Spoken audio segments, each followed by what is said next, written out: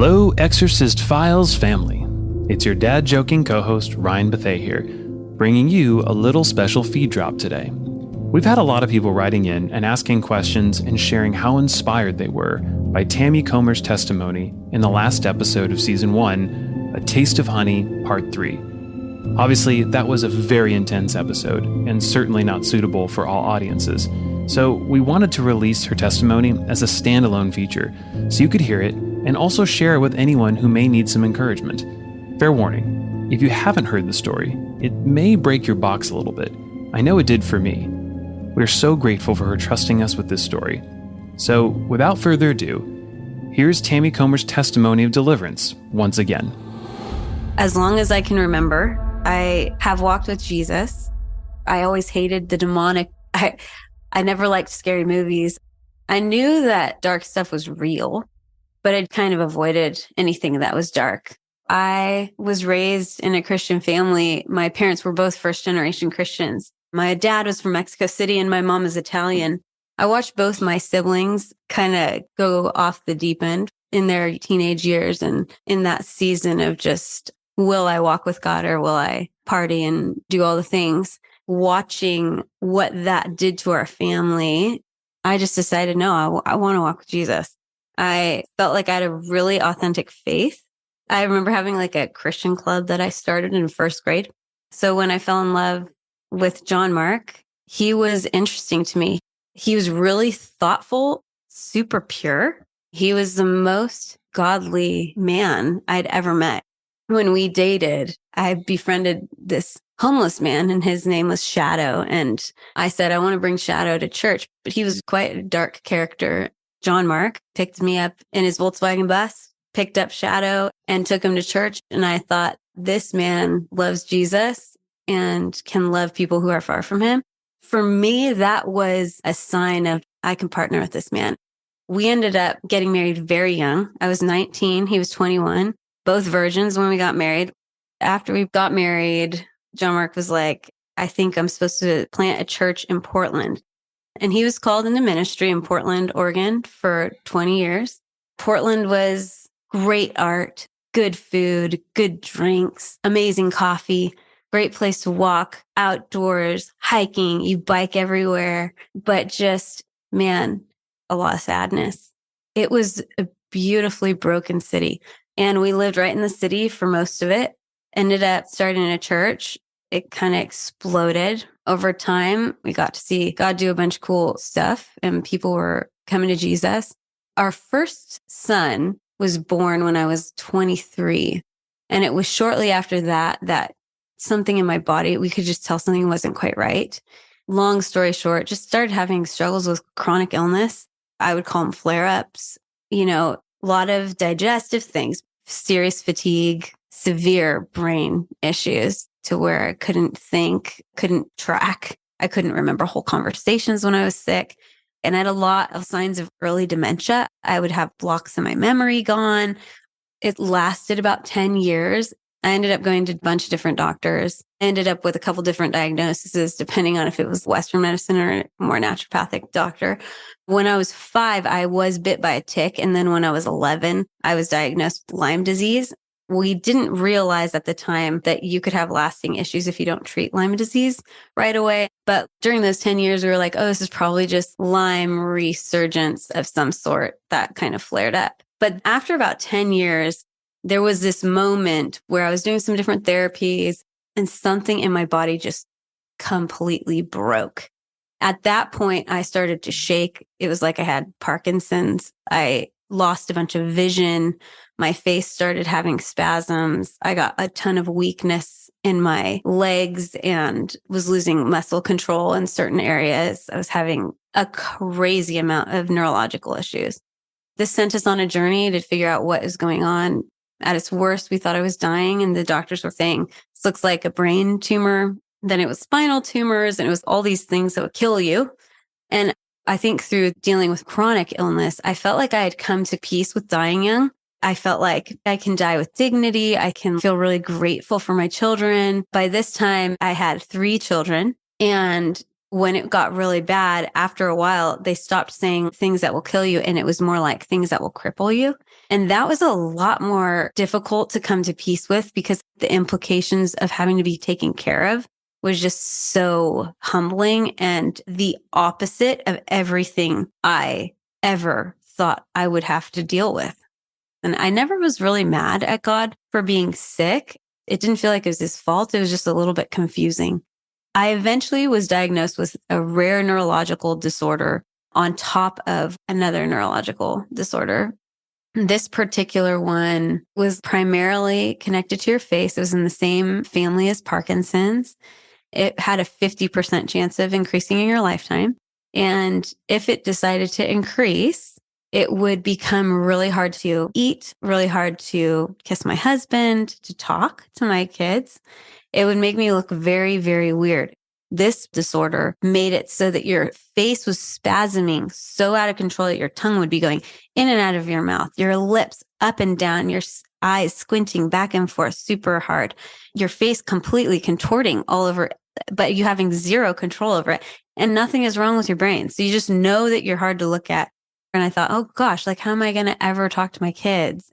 That was harder to come to peace with.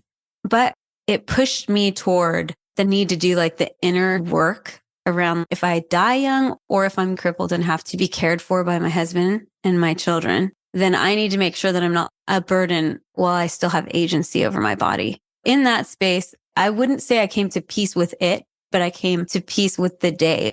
And if it flared up, I'll reorient and have to re-wrestle with God about that. I lived every day with spasms all the time and with the knowledge that I probably would be crippled and die young. I ended up getting a phone call on my way to Whole Foods one day. It was my brother, and he just said, hey, I just found out the craziest thing. You're not going to believe this, but it affects you. He went on to tell me that he'd been doing research on our family line, recording stories, trying to just understand our family lineage. And this story had come up.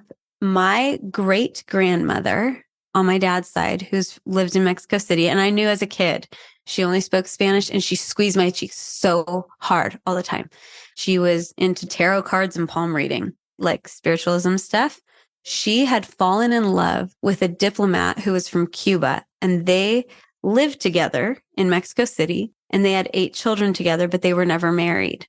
And apparently they had had a bunch of sickness, and I think they may have had a child die. My great grandmother went to a fortune teller and said, tell us why we are sick and dying.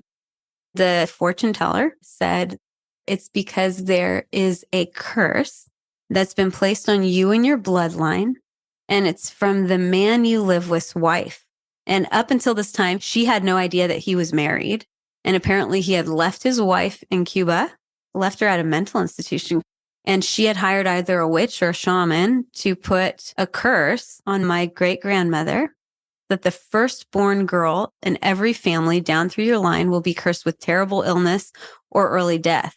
Now, what was so crazy about this was that about 3 years previously, we'd been going through a book where we did genograms, where you basically make a family tree and you're looking for patterns that happen in your family. And I told John Mark, look at my family tree. There is so much sickness and early death on my dad's side of the family in the women specifically. It wasn't every single one. In hindsight, it was the firstborn girl of every family. It was 4 generations strong, and it never skipped one generation. My great grandmother, her firstborn daughter was my grandmother, who died in her 60s and was sick for probably 10 or 20 years. Her firstborn daughter is my aunt, who is still alive and crippled and has had more surgeries than anybody I've ever even heard of. Her firstborn daughter died in a car accident at 16. My brother's firstborn daughter was handicapped. She was actually born healthy and then became handicapped at 1 and died at 8 or 9. I'm the firstborn daughter of my dad. And there was just one cousin that it hadn't hit. But then I got a phone call saying that that particular cousin was just diagnosed with stage 3 or 4 throat cancer. And she's younger than me. I'm 41. It was just very shocking. We were just not raised in any kind of church where we talked about this kind of stuff. We didn't even know this was a thing.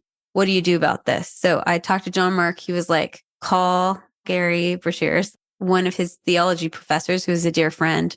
I just called Gary and was like, Gary, is this even a thing? Because I don't want to go somewhere and have a bunch of people put their hands on me. And like, I just am not into that at all. He was like, no, it's absolutely a thing. It has power. So you need to break it. So he connected us with somebody who did deliverance work. We fasted, we prayed, we got our community to fast and pray. And when I went to meet with this man, when they called me into the room, I was going up a staircase. And as soon as I started coming toward the room, my face started spasming, the worst it ever had. I went through the doorway and my face was contorting out of control. One of my eyes would barely open. It was so weird and shocking.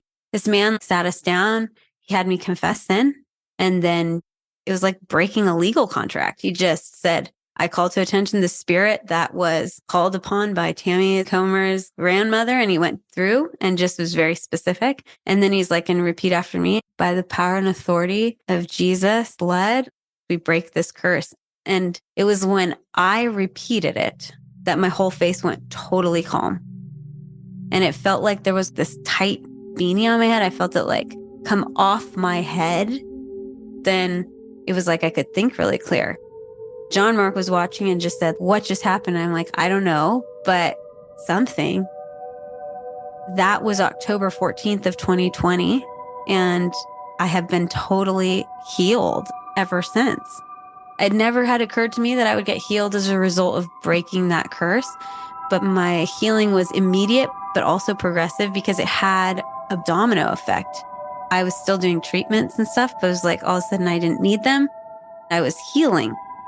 And literally the mantra of my whole life since has just been, thank you, Jesus. The same Jesus that freed me, I got to know in suffering. And that is where I would say it is the most transformative work happened for me. And I feel so remarkably grateful. And I feel like people need to know that it wasn't my sin that I bore the repercussions of. It was actually my great-grandmother's sin, who was sleeping with a man who was married and never married him and was playing in the occult.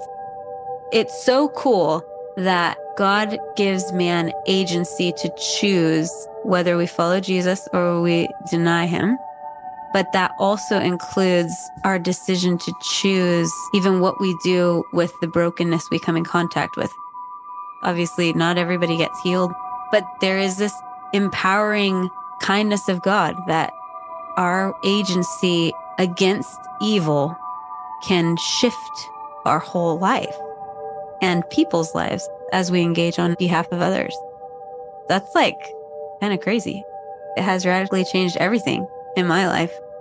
I would say my healing gave me a category for gratitude and a boldness, and then the extravagant kindness of God freeing me and feeling like God gave me a whole second chance at life. I'm so grateful. I just love God so much. Today, Tammy is healthy, thriving, and she and her husband continue to minister and spread the word of God. We know the story brings up a lot of questions for many, but as Father has shared in many episodes, we don't know why God permits people to go through things like Tammy did. The answer to that question lies on the other side of eternity. And if you ask Tammy today, she will simply respond, she's just rejoicing to be healthy. And that's something all of us can celebrate. Thanks for listening, and we will see you for another episode very soon.